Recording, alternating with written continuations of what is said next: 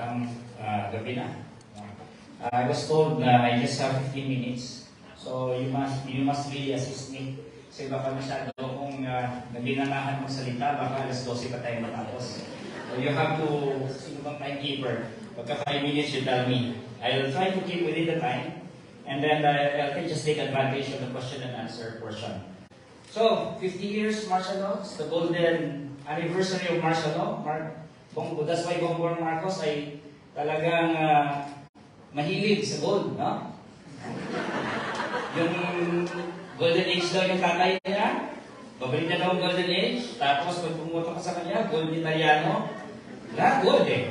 Di ba? So, kamusta naman kayo sa golden age ni Bongbong Marcos? We are 5 months na tayo. Sa golden age ni Bongbong Marcos, are we happy? No? Oo, kasi under the golden age of Bongbong Marcos, we have 6.9 inflation rate.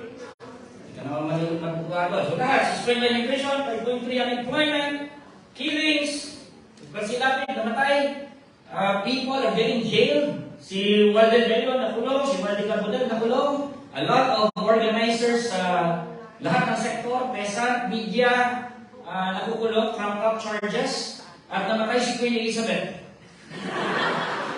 Bakit nakakalungkot naman talaga nung namatay si Queen Elizabeth? Hindi ba kayo nalungkot ba? Ako lungkot na lungkot ako eh. Kasi chef boy pa rin si Queen. Now, sino ilonggo dito? Ilonggo ba dito? Bawa ilonggo kami dito. Kayo mapalog ka? Kakalog ka na? Okay. Wala ka lang isang ilonggo dito. Nakalusot sa Ateneo.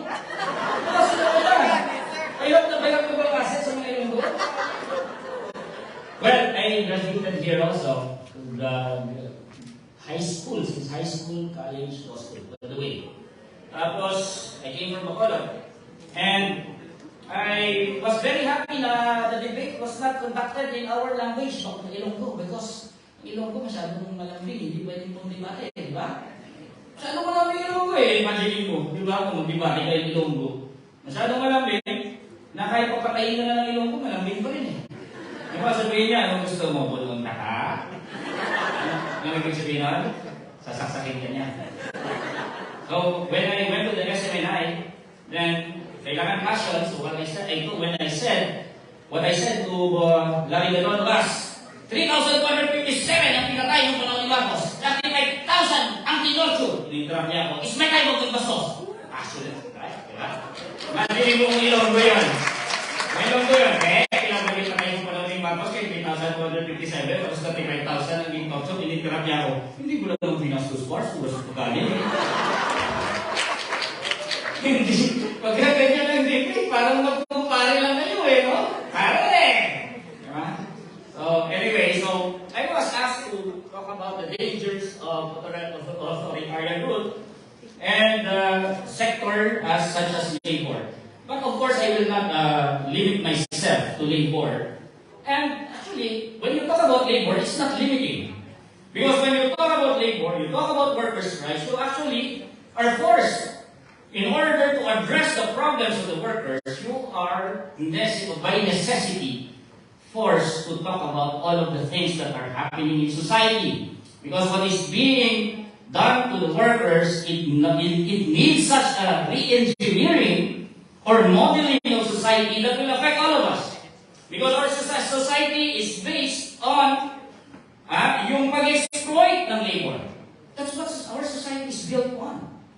Pag-exploit ng working people, including, of course, those who are in the formal employment, including the peasants who feed themselves through their own work, including the fisher folks, including those who are at the bottom merely trying to survive.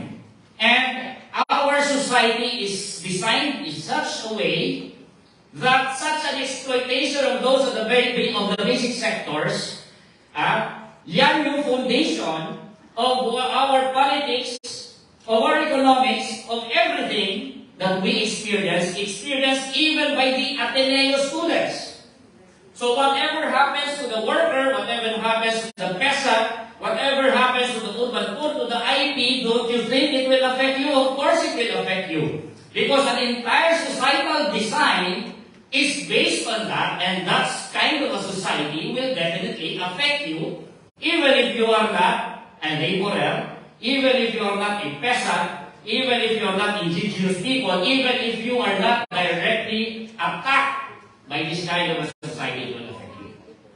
So, what happened during these elections? We have a shift in the ordering of our society.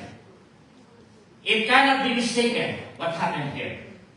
What happened during the elections is that our ruling class, and you must get used, kasi 15 minutes lang, bilis eh, no? Transition from joke to this. Dapat nag-stand-up comedy pa ako ng 15 minutes, tapos 45 minutes na yung seryoso eh. We have a ruling class na nagsabing mag-unite tayo. When Marcos said unity, that's true. The ruling class has united. And that unity can be felt all the way to your local official na siyang nagbitbit talaga ng pagkapanalo ni Marcos. And who are our local officials? They are our political dynasties. So from the Pakaliit-liitan municipality, held by our political class, to the cities, to the provinces, held also by the political class, they have agreed among themselves that they will support Bongbong Marcos. And if you go to our national figures from the political families that are prominent nationally, from Macapagal Arroyo to Erap Estrada to Enrile, who I really don't know when he will die. You know, when he dies, I will be most happy. Because I'm so afraid na mawala pa ako sa kanya. My God! Ay, mamamatay yun na. Anyway, from the local political family all the way to the national, they have agreed among themselves, we're going to support Bongbong Marcos. And that's why Lenny Robredo lost. Kiko Pangilinan lost. So you blame the ordinary masa? When in fact, it is the game of the elite that has led to the restoration of the Marcoses. It's not the fault of the masa. It is our ruling class who has decided that we no longer want to be under the strict rule of liberal democracy. They have decided among themselves. That is a ruling class consensus right now. Now, we will no longer abide by the ordinary rules of liberal democracy.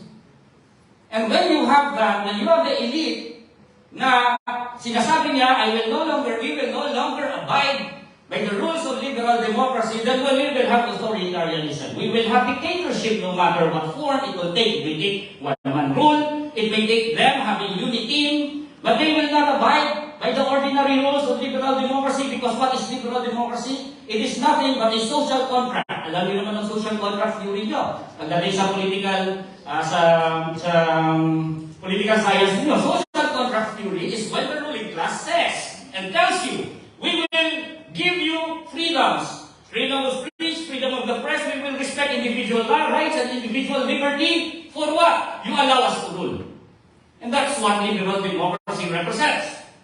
The ruling class, and there is a ruling class, and who are they? They are the ones controlling the property.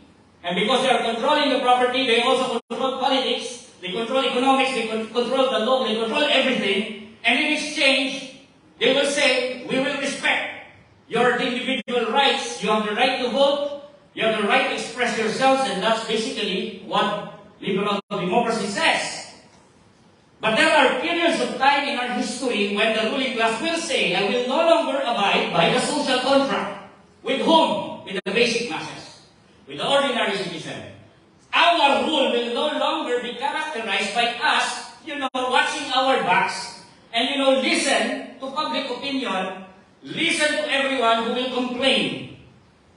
We will no longer abide by that social contract. And it will always happen, and it is always time. You must understand this. The turn towards authoritarianism and the rejection of the social contract and the rejection of liberal democracy, it is always tied to the mode of accumulation of our elite. When they want to shift their mode of accumulation from one thing to another, that will always disrupt the social contract. During martial law, .01, the first version of martial law, our ruling elite was in a contradiction. Their rule is based, their mode of accumulation is based on land, lupa. But they have to modernize Philippine society. They have to move from land to industry. How will they do that? And that has been the problem of the ruling class during that time. How will you move your mode of accumulation from land to industry? How would you modernize our mode of accumulation from being hacenderos to being industrialists? And the answer was simple for Marcos. Institute one rule. Let's not be bound by the social contract. Now, what is the basis now for the shift from liberal democracy to something else, towards authoritarianism? We have an elite class that has decided among themselves in a ruling class consensus that henceforth our mode of accumulation, which is what? Kasi they failed in their industrialization project at the time. So ano na ang mode of accumulation ng elite ngayon? Outright dispossession. Yan ngayon ang elite natin. Tingnan mo mga negosyo nila. Sinabi kanina ang manibilyar. How does manibilyar reproduce his wealth? By dispossessing the farmer, the peasant. Tama ba? Ma'am Zinaida? Outright dispossession. No longer industry. They have failed in their industrial project. Now you have an elite now in a country which is backward, which is not developed. Now wala yung traditional means of accumulating wealth. What do they do? They're the elite. Walang industry, walang factory, hindi developed the capitalist economy. So if you have an elite like that, how will they reproduce their class? They will reproduce their class through outright dispossession of property from the small producer of farmers, for example. They will dispossess the land. That's why all of our elites are into land. Manibillar is the number one elite who landed himself in the Forbes list magazine. They will go into the communities of the IPs, yung kanina, kay Congressman Teddy. And that has always been the problem of our IPs. Papasok ang mga elite dyan, magpapasok ng mga minahan, or papasok ng commercial farming, and dispossess the IPs of their ancestral domain. Ayan ang mode of yung accumulation ng elite natin ngayon. And what else? Outright getting money from government coffers. Kaya build. Outright. May budget.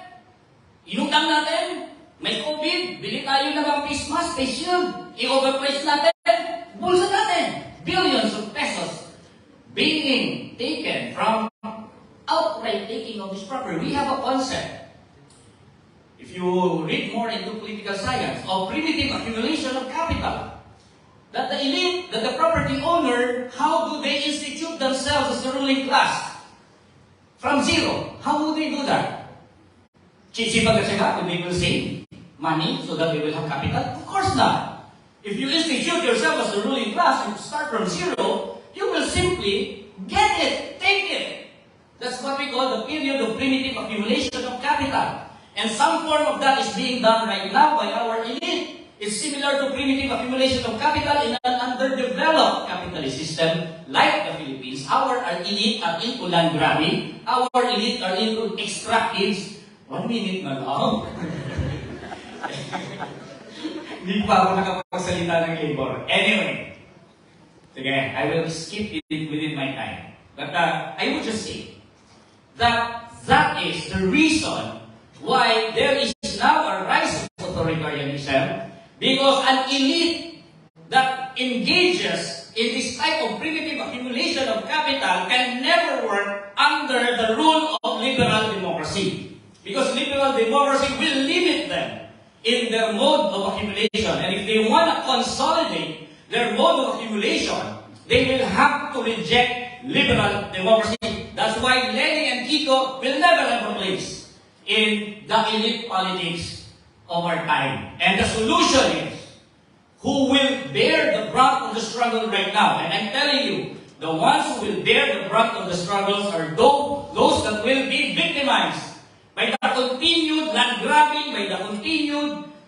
corruption by the continued exploitation of the workers by the elite.